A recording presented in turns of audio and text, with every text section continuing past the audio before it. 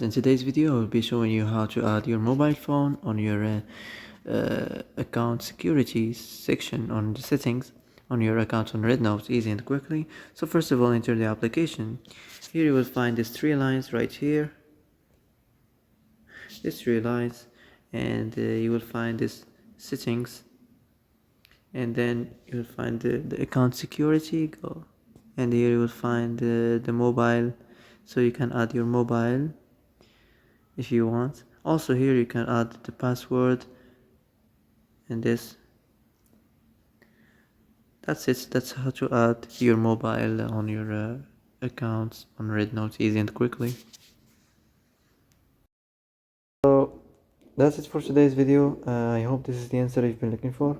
If you like this video, don't forget to like and subscribe, and see you in the next video.